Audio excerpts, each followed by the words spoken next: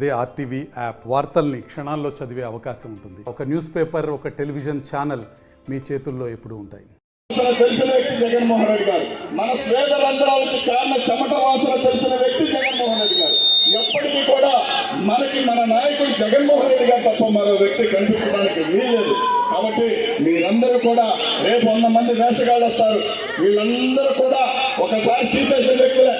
ఒకసారి తీసేసి ఆ పార్టీలో పోయి ఈ పార్టీలో పోయి ఎక్కడి నుంచి అడ్డుపడేసి అక్కడి నుంచి ఇటుపడేసి అనేది ఎక్కడ పనికిరావని కూడా తీసుకొచ్చి ఇక్కడ పెట్టినట్టున్నారు. కాబట్టి మీకు దొమ్మల నాయకుడు అంబటి రాంబాబు అన్న.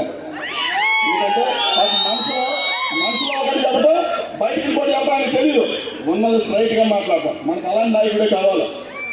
కడుపు ఒకటి పెట్టుకొని బయటికి ఇంకోటి మాట్లాడే నాయకుడు మనకు అవసరం లేదు. స్ట్రైట్ గా ఉన్నది ఉన్నట్టు మాట్లాడే వ్యక్తి, మన గురించి ఎన్ని టైం ఆలోచించే వ్యక్తి మనకు కావాలి. కాబట్టి మీరందరూ కూడా గమనించి ఈసారి ఓటు వేస్తే చంద్రబాబు నాయుడు కావచ్చు, పవన్ కళ్యాణ్ కావచ్చు, ఇప్పుడు ఎవరైనా కావచ్చు. ఈ మధ్య కాలం మన ప్రక్రియలు కొంతమంది ఒక హక్కొచ్చింది. హక్కొచ్చి ఏకంగా జగన్మోహన్ రెడ్డి గారి పైన ఇరుసుకు పడతా ఉంది. ఒకే ఒక మాట చెప్తా ఉన్నాం, రాజశేఖర రెడ్డి గారి ఆత్మ శాంతింపకుండా చేస్తా ఉన్నావు తల్లి. ఒక్కసారి నువ్వు కూడా ఆలోచించాల్సిన అవసరం ఉంది. కానీ రాజశేఖర రెడ్డి గారు ఆకాశం పైన ఉండి ఇలాంటి పెట్టిన కన్నానని ఏడవ కూడా గుర్తుపెట్టుకో తల్లి. నువ్వు రాజశేఖర రెడ్డి గారు చనిపోతే ఆయన పేరు ఎఫ్ఐఆర్లో చేస్తారు కాంగ్రెస్ పార్టీ. నువ్వు మాట్లాడు ఆ మాట. ఇలాంటి నీతి సంస్కృతి కలిగిన కాంగ్రెస్ పార్టీలు నేను ఎందుకు కలుస్తానని మాట్లాడి తెలంగాణలో అయిపోయి మళ్ళీ ఇక్కడికి వచ్చారు. కాబట్టి ఏమైనా వైఎస్ఆర్ కాంగ్రెస్ పార్టీ 2024లో జెండా ఎగరేయటం ఖాయం. వైఎస్ జగన్మోహన్ రెడ్డి నేనే ఒక సత్వమైన ఖాయం అని చెప్పుకోవచ్చు. మీరందరూ కూడా మరొకసారి ఆలోచించకుండా ఫ్యాన్ గుర్తు పైన ఓటు వేసి జగన్మోహన్ రెడ్డి గారిని అలాగనే అంబటి రాంబాబు అని ఎంచుకోవాల్సిందిగా కోరుకుంటూ మీరు ఈ చక్కటి అవకాశం కలిగిన నియోజకవర్గం కుమరపూడి గ్రామంలో సచివాలయం, హెల్త్ కేర్ సెంటర్లు, అదేవిధంగా ఇంకా 4-5 శంకుస్థాపనలు కూడా చేశారు. వాస్తవానికి కిందక ఒక అక్క చెప్తా ఉన్నారు ఏమనంటే, అమరావతిలో ఆకాశాన్ని అంటించే ఒక బిల్డింగ్ కట్టడం కాదు డెవలప్మెంట్ అంటే, పల్లెటూరులో కూడా ఇలాంటి భవనాలు కట్టడం డెవలప్మెంట్ అంటించే అంటారని. వాస్తవానికి ఈ బిల్డింగ్లు కట్టడానికి ఏనాడు కూడా చంద్రబాబు నాయుడు అనే వ్యక్తి సాహసం చేయలే. జగన్మోహన్ రెడ్డి గారు మాత్రం ఆ సాహసం చేశారు. ఇవి సిటీలో మాత్రమే కట్టే బిల్డింగ్లే తప్ప పల్లెటూరులో ఇంత అద్భుతమైన బిల్డింగ్లు ఎక్కడ కూడా మనం చూడలేం. ఒక గవర్నమెంట్ బంగ్లా అంటే, ఒక భవనం అంటే పాడుపడిపోయి ఎక్కడో పగిలిపోయిన మరి అక్కడక్కడ సార్లు వచ్చిన భవనాలు మాత్రం ఉండేవి. కానీ జగన్ వచ్చిన తర్వాత ప్రతి ఒక్క గ్రామం కూడా స్మార్ట్ విలేజ్ కింద రోడ్లు డెవలప్ చేసుకుంటూ ముందుకు కొనసాగుతా ఉన్నారు. కానీ ఇవన్నీ చూసిన చంద్రబాబు నాయుడు, పవన్ కళ్యాణ్ అనే వ్యక్తి వాళ్ళందరూ కూడా చాలా అసహనంలో ఉన్నారు. ఎందుకంటే చంద్రబాబు నాయుడు నాయుడు మీ అందరూ తెలియడం కాదు, మీ అందరూ చూసి ఉన్నారు. ఇందులో అందరూ పెద్దవాళ్ళు ఉన్నారు కాబట్టి మీ అందరూ తెలుసు దాని గురించి. 40 సంవత్సరాల రాజకీయం, 14 సంవత్సరాలు ముఖ్యమంత్రిగా ఉన్నాను, అనుభూతాలని చెప్పుకుంటా ఉన్న చంద్రబాబు నాయుడు కొన్నిటికి సమాధానం చెప్పాల్సిన అవసరం ఎంతైనా ఉంది. అవేంటంటే 40 సంవత్సరాల అనుభవంతో ఈ రాష్ట్రంలో ఎటువంటి పాలన కొనసాగించావు, నీ రాజకీయ భవిష్యత్తు ఎలా వచ్చింది, నీకు రాజకీయంగా జీవితం ఎలా స్టార్ట్ చేశావు, నమ్మి ఎన్టీ రామారావుని వెన్నుపోటు పొడిచి ఆ పదవిని లాక్కొని, ఆ పార్టీని లాక్కొని, ఆ సైకిల్ గుర్తులు లాక్కొని రామారావు గారి మరణానికి కారణమయ్యాడు.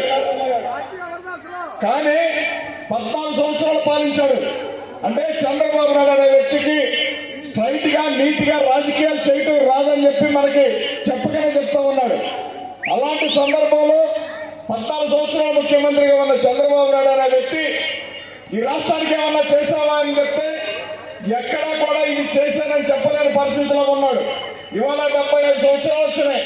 75 సంవత్సరాలు వచ్చిన తర్వాత కూడా అబద్ధాలు సిగ్గు లేకుండా ఆడుతూ ఉన్నాడు చంద్రబాబు నాయుడు అనే వ్యక్తి.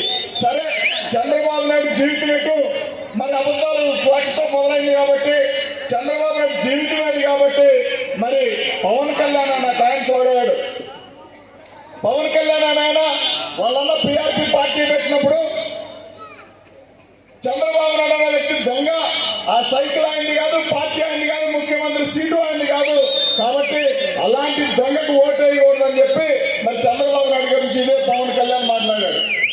సరే అది అయిపోయింది అనుకుంటే 2014 వచ్చి చంద్రబాబు నాయుడు గారు గొప్పోడు, ఆయనకి మరి విజనరీ ఉంది కాబట్టి అలాంటి విజనరీకి మనం ఓటేస్తే మనకు మేలు జరుగుతుందని చెప్పి 2014లో చెప్పాడు. మళ్ళీ 2019 వచ్చింది. 2019 రాగానే చంద్రబాబు నాయుడు దొంగ కుల రాజధాని కట్టాడు, ఈ రాష్ట్రాన్ని బాగు చేసింది లేదు, ఈ రాష్ట్ర ప్రజలంతా కూడా దోచులు ఉన్నాడు. చంద్రబాబు నాయుడు 2 ఎకరాల రైతు ఇన్ని లక్షల కోట్లు ఎలా వచ్చిందని చెప్పి చంద్రబాబు నాయుడు పవన్ కళ్యాణ్ అడిగాడు. అది నిజమే కదా అని చెప్పి రాష్ట్ర ప్రజలంతా అనుకుంటా ఉన్న సందర్భంలో మళ్ళీ 2024 వచ్చింది. 24 రాగానే చంద్రబాబు నాయుడు గారు అనుసారి గొప్పవాడు మరి ఉత్తముడు అని చెప్తా ఉన్నాడు పవన్ కళ్యాణ్. అంటే ఇన్నిసార్లు మాట మార్చడం పవన్ కళ్యాణ్కి మాత్రమే సాధ్యం. చంద్రబాబు నాయుడు ఓసరవాళ్ళు అంటే ఇంకో ఓసరవాళ్ళు తయారైన చంద్రబాబు నాయుడుకి ఇద్దరు కలిసి ఈ రాష్ట్రాన్ని ముంచాలని చెప్పి చూస్తా ఉన్నారు. మీరందరూ బాగా గమనించండి. ఈ రాష్ట్రానికి ఎవరు మేలు చేశారు? జగన్మోహన్ రెడ్డి గారు 4.5 సంవత్సరాల పాలన చేసిన తర్వాత 4.5 సంవత్సరాల పాలనలో ప్రతి ఒక్కరు సంతోషంగా ఉండి ఇవాళ జగన్మోహన్ రెడ్డి గారు ఒక మాట అంటా ఉన్నారు. ఏమంటా ఉన్నారంటే, నా పాలన వచ్చి మీ కుటుంబంలో మేలు జరిగితేనే ఓటేయండి, లేకపోతే వద్దు, మీకు నచ్చిన వరకు ఓటేయమని చెప్తా ఉన్నారు. జగన్మోహన్ రెడ్డి గారు అలా చెప్తా ఉంటే చంద్రబాబు నాయుడు మాత్రం మళ్ళొకసారి నన్ను నమ్మండి, కాబట్టి మేము అందరూ కలిసి వస్తా ఉన్నాం, ఈసారి మేలు చేస్తామని చెప్తా ఉన్నారు.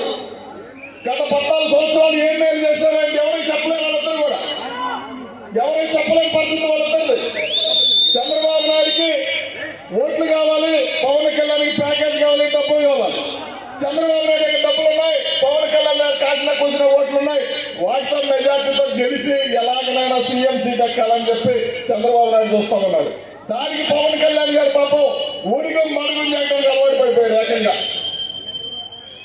ఒక ముఖ్యమైన విషయం ఏంటంటే, నిన్న పవన్ కళ్యాణ్ మీటింగ్ లో మాట్లాడుతూ జగన్మోహన్ రెడ్డి గారిని పాతాలను తొక్కుతానని, తాడేపల్లి కోటస్థాలు బద్దలు కొడతానని చెప్పి మాట్లాడాడు. మీరందరూ వినే ఉంటారు.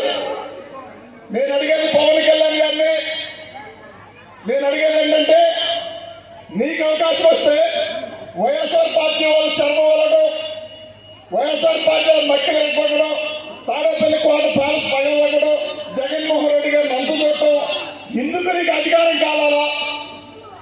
ఒక్కసారి గమనించుకోవాల్సి పవన్ కళ్యాణ్ అనే వ్యక్తి, వీటన్నిటి కోసం నీకు అధికారం కావాలా, లేదా చంద్రబాబు నాయుడు కలుపుకొని వస్తా ఉన్నావా? మీకంటే చిన్నవాడు జగన్మోహన్ రెడ్డి గారు 50 సంవత్సరాలు పూర్తిగా రాకుండానే ఎమ్మెల్యేగా, ఎంపీగా ఏకంగా ఈ రాష్ట్రానికి ముఖ్యమంత్రి అయ్యాడు. కానీ పవన్ కళ్యాణ్కి 55 సంవత్సరాలు వచ్చాయి, ఇంకో 4 సంవత్సరాలు పోతే 60 సంవత్సరాలు కూడా వస్తాయి. కానీ ఇప్పటికి కూడా నేను 2 సార్లు పోటీ చేస్తే గెలవలేకపోయాను. 12 సంవత్సరాలు పార్టీ పెట్టి ఒక్కసారి కూడా ఎమ్మెల్యేగా గెలవలేకపోయాను.